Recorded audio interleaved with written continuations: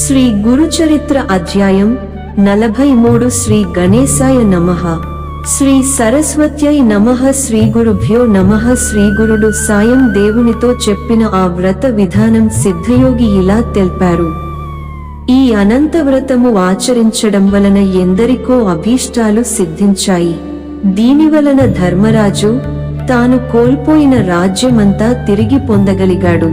పాండుపుత్రుడైన ధర్మరాజు కపట జూదంలో ఓడిపోయి తన తమ్ములను ద్రౌపదిని తీసుకుని ఘోరమైన అడవి ప్రాంతాలకు వెళ్లి ఎన్నో కష్టాలు అనుభవించాడు. అయినప్పటికీ వారంతా శ్రీకృష్ణుడే తమకు గతి అని దృఢంగా విశ్వసించారు. దుర్యోధనుడు మొదలైన వారు వాళ్ల రాజ్యం అపహరించి పరాభవించి అడవులకు పంపడమే గాకుండా వారిని ఇంకెన్నో రీతుల కష్టపెట్టారు. వారు కడుపు నిండా భోజనమైనా లేక బాధపడుతుంటే వారి పుణ్యం కూడా నశింపజేయమని దూర్వాస మహర్షిని పురిగొల్పి వారిపైకి పంపారు.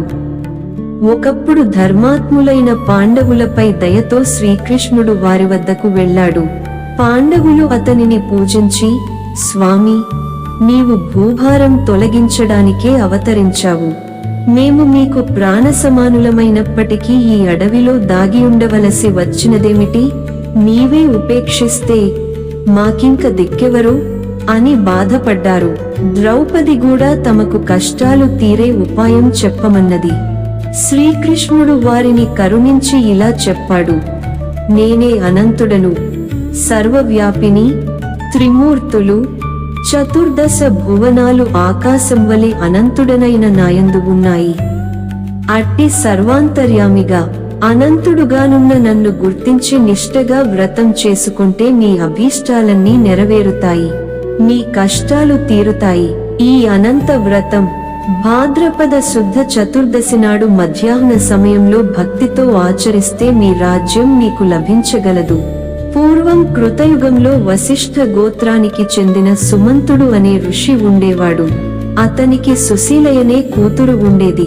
ఆమె జన్మించిన కొద్ది కాలానికే అతని భార్య దీక్షాదేవి చనిపోయింది. సుశీల తండ్రి వద్దనే పెరుగుతూ భక్తి శ్రద్ధలతో పూజలు చేస్తుండేది. సుమంతుడు తన కర్మానుష్ఠానానికి భంగము రాకుండా ఉండేందుకు రెండవ వివాహము చేసుకున్నాడు. కాని ఆమె గయ్యాళి, ఎప్పుడూ భర్తతోనూ సవతి కూతురుతోనూ పోట్లాడుతుండేది. కొంతకాలానికి సుమంతుడు తన కుమార్తెను వేదశాస్త్ర పారంగతుడైన కౌండిన్యునికి ఇచ్చి వివాహం చేశాడు.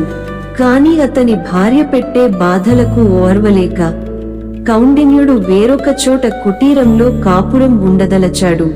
అయినా కూతురు కాపురానికి వెళ్లే రోజు కూడా దోవ బత్తేనికి కించిత్తు పేలపిండి అయినా ఇవ్వడానికి ఆమె అంగీకరించలేదు. ఎలాగో ఆమె చూడకుండా సుమంతుడు కొద్ది గోధుమ పిండి మాత్రం ఒక ఆకులో కట్టి ఇచ్చి వారిని సాగనంపాడు. మరుసటి రోజు మధ్యాహ్నము ఒక ఏటి వద్ద ఆగి కౌండిన్యుడు స్నాన సంధ్యాదులు గావించుకున్నాడు. అక్కడ కొందరు స్త్రీలు ఎర్రని చీరలు కట్టుకుని కలశాలు పెట్టి పూజిస్తుంటే సుశీలాదేవి విచారించగా తాము అనంత వ్రతం చేస్తున్నట్లు చెప్పారు. ఆమె కోరిక మీదట ఒక ముత్తైదువ ఆ వ్రత విధానము ఇలా చెప్పింది. ప్రతి భాద్రపద శుక్ల చతుర్దశి నాడు 14 ముడులు వేసిన ఎర్రని తోరము సిద్ధము చేసుకుని ప్రవహించే నీటిలో స్నానం చేసి ఎర్రని చీర కట్టుకుని ఆకులతో ఒక కలశం స్థాపించాలి. ఒక క్రొత్త వస్త్రం మీద గంధంతో అష్టదళ పద్మము గీచి దానిపైన దర్భలతో చేసిన సర్పాకృతి నుంచి శేషసాయి అయిన చతుర్భుజుని ద్వాదశాక్షరి మంత్రంతో గాని పురుష సూక్త విధానంతో గాని యథాశక్తి పూజించాలి. తరువాత ఆ తోరము కుడి చేతికి కట్టుకుని పాత తోరం విసర్జించాలి. తరువాత గోధుమ పిండి వంట నివేదించి దక్షిణతో సహా ఒక వేదవిప్రునికి దానమియ్యాలి.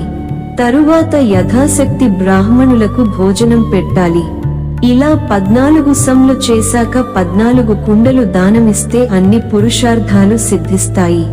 ఇలా చెప్పి ఆ ముత్తైదువ సుశీలాదేవి చేత కూడా అనంత వ్రతం చేయించింది.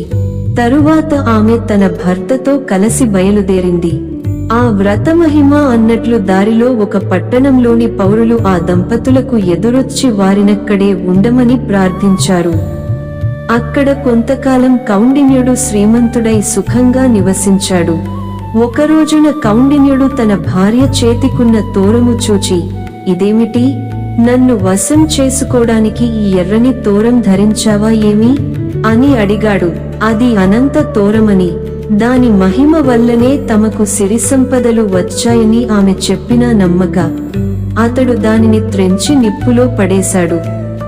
కొద్ది కాలంలో వారింట దొంగలు పడి సర్వము దోచుకుపోయారు. అప్పుడు కౌండిన్యుడు తన తప్పిదము గుర్తించి ఎలాగైనా అనంతుని దర్శించి ఆయనను శరణు పొందనిదే భోజనమైనా చేయనని శపథము చేసి అనంత అనంత అని కేకలు వేస్తూ ఒక అడవిలో వెదకసాగాడు. దారిలో ఒక చోట పూత కాయలు కాయని ఒక పెద్ద మామిడి చెట్టు చూచాడు. అదేమి చిత్రమో గాని దాని మీద ఒక్క పక్షేనా వాలలేదు.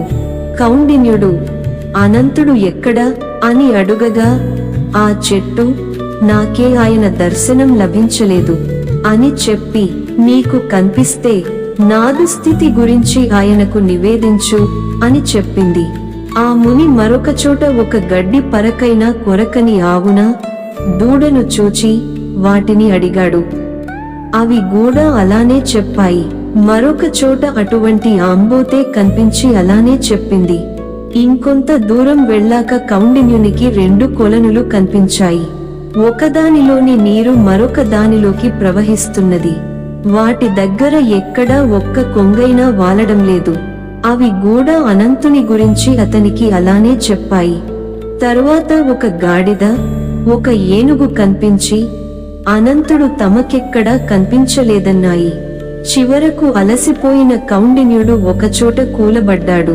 అప్పుడొక ముసలివాడు అతనిని చేయిపట్టి లేవదీసి, అనంతుని చూపిస్తాను రమ్మని ఒక అందమైన పట్టణంలోని రాజభవనంలో సింహాసనం పైనున్న ఒక సుందర విగ్రహుని చూపించాడు. కౌండిన్యుడు అతడే అనంతుడని తలచి అతనిని స్తుతించి నమస్కరించాడు. అప్పుడు అనంతుడు అతనికి 4 పురుషార్థాలు, శాశ్వత వైకుంఠ నివాసము వరంగా ప్రసాదించాడు. అప్పుడు కౌండిన్యుడు తాను అడవిలో చూచిన వింతలన్నింటినీ ఆయనకు చెప్పాడు. అనంతుడిలా చెప్పాడు, పూర్వము ఒక విప్రుడు విద్వాంసుడై కూడా ఎవరికీ విద్య నేర్పకుండా తన కాలమంతా శాస్త్రవాదాలతోనే గడిపాడు. అందుకతడు మరుజన్మలో ఆ వ్యర్థమైన మామిడి చెట్టే అడవిపాలయ్యాడు. చవిటినేలను దానమిచ్చినవాడు మరుజన్మలో మేతమేయని పశువయ్యాడు. శ్రీమంతులై గూడ కొంచెమైనా దానము చేయనివాడు నీవు చూచిన ఆబోతుగా జన్మించాడు. ఒకరికొకరు దానమిచ్చి పుచ్చుకున్న అక్కచెల్లెళ్లే నీవు చూచిన ఆ 2 చెరువులు. క్రోధము వహించినవాడు గాడిదగాను, మదించి విచ్చలవిడిగా ప్రవర్తించినవాడు ఏనుగుగాను జన్మించారు. నీవు పశ్చాత్తాపంతో పరిశుద్ధుడయ్యావు గనుకే ఆ వృద్ధుడి రూపంలో నేనే నీకు దర్శనమిచ్చాను.